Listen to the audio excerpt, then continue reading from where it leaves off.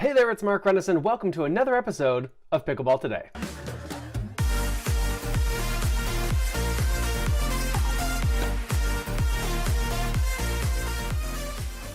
We've got a great show lined up for you today. We're going to talk about tactics, we're going to talk about technique, we're going to watch some of the pros, and we're going to watch some non-pros as well. So let's get to it.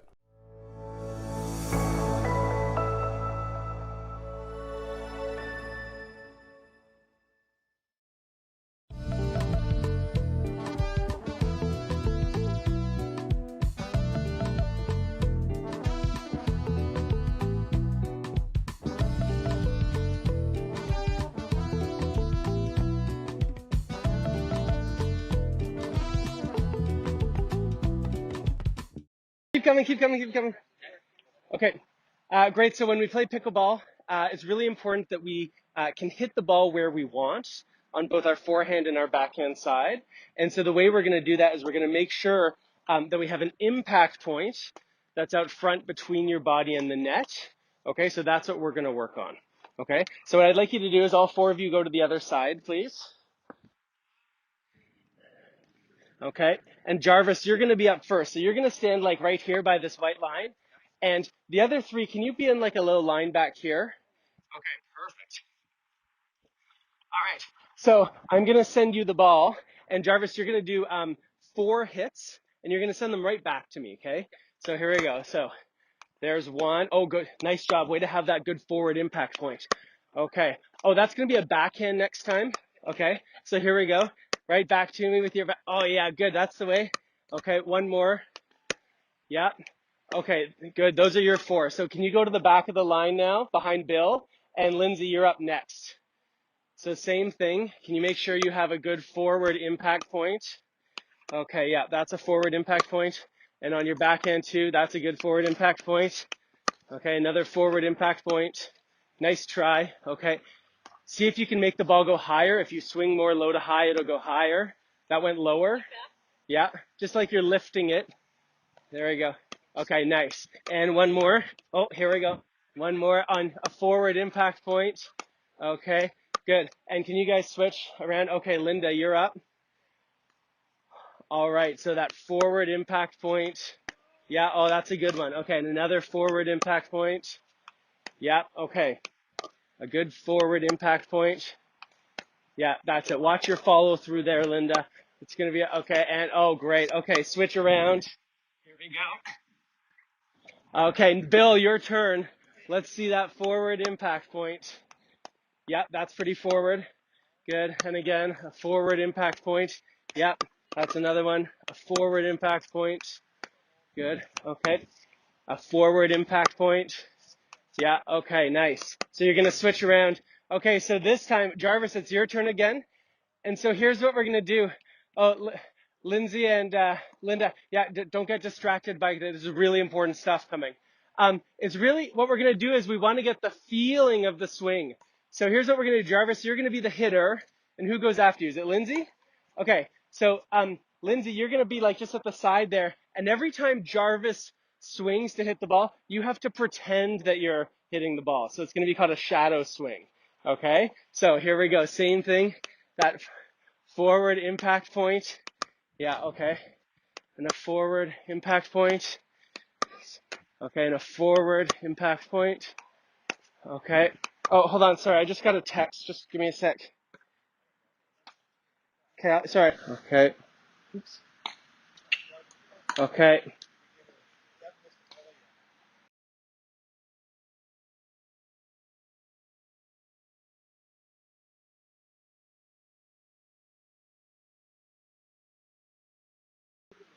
Yeah, okay, don't worry. So I thought it was going to rain later, but it looks like the forecast is good. So we're okay. We can keep going. That was just a weather alert.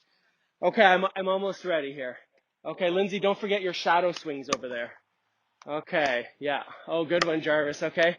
One more. Oh, that's one more for you. Okay, good. So now, Jarvis, you're going to go around, and Lindsay, it's your turn. And Linda, you remember you get to do the shadow swings. Uh-huh. Great. Yep.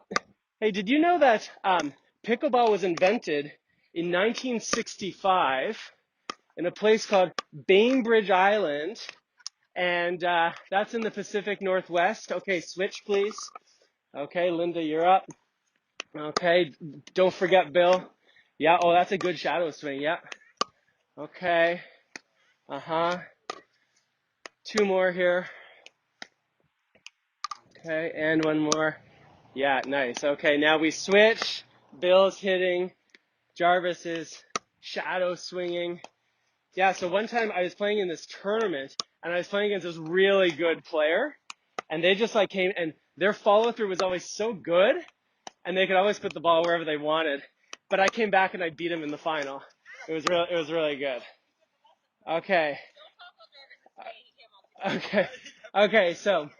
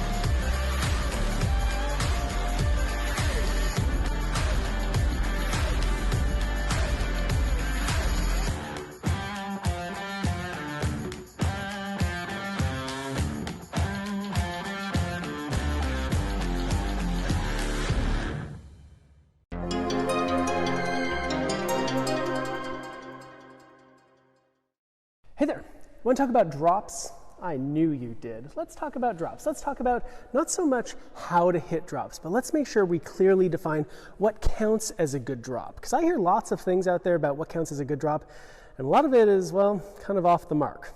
Shall we?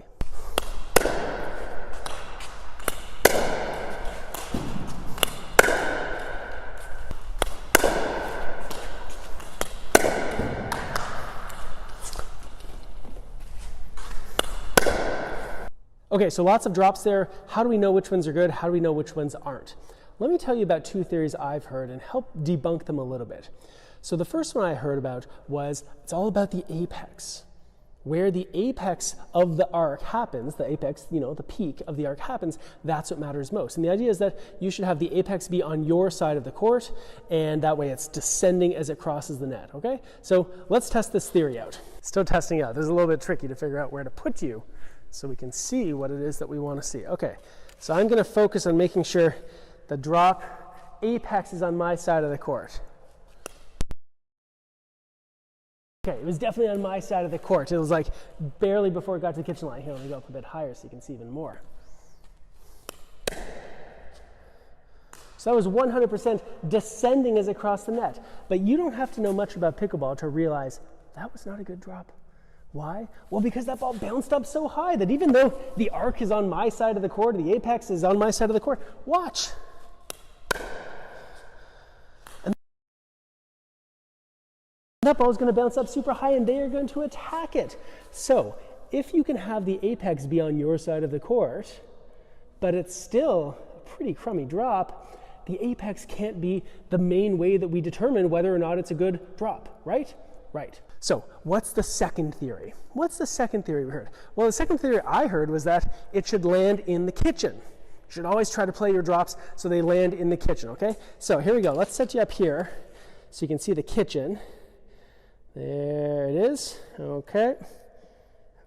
All right, there's the kitchen. Got it. Okay, let's check some drops.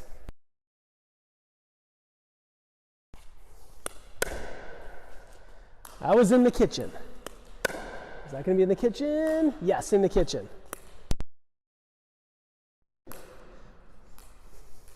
So there you go. 3 in a row in the kitchen. But you know what? Those balls, each time they land in the kitchen, they then bounced up super high, and they too are going to get slammed. So I hope I've convinced you that using where the ball lands is not a good way to measure effectiveness. And the whole idea of the apex being on your side, well, it might be true that often the apex is on your side, but that in and of itself is not a good enough definition of what counts as a good drop. So let's be more precise. All right, so here I am at the net. I am your opponent, and I'm up here along with my, well, now I'm in the non-volley zone, but you know what I mean. I'm up here with my partner, and we're being really scary. And what are we doing up here? Well, we're hunting for high balls, because if I can get a ball that's high, I can smack it. Hey, why don't we take a look?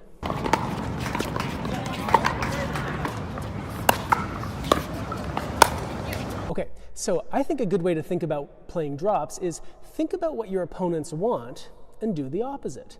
So I'm up here with my partner looking for a high ball that we can smack. So what is it that you should try to give me? Well, a low ball that I can't really smack effectively. And this is the key. You're not hitting a drop to try to like win the point outright. You're just trying to make it so I can't slam it. Okay, now, so here I am. If I get anything that's net high or above, you can see the net there at the bottom of your screen. If I get anything that's net high or above, you know what I'm gonna do. I am gonna smack it, right? Certainly something like this. And so your job is to prevent me from getting those high juicy balls. If you put me down here, where I'm making contact below the top of the net, here, why don't we reverse the angle? Zoop. There.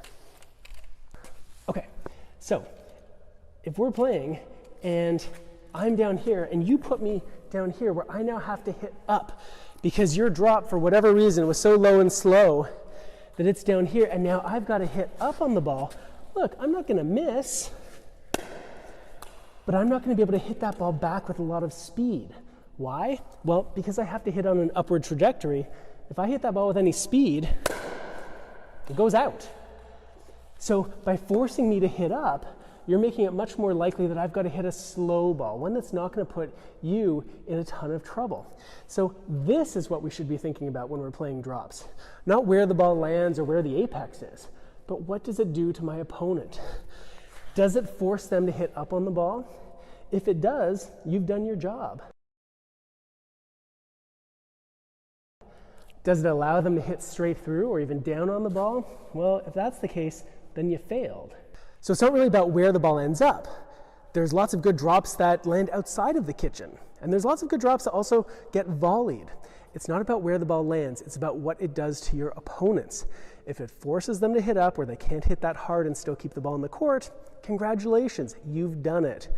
But if you give them something high and juicy, regardless of where that apex was, regardless of where it landed, you're going to be in trouble.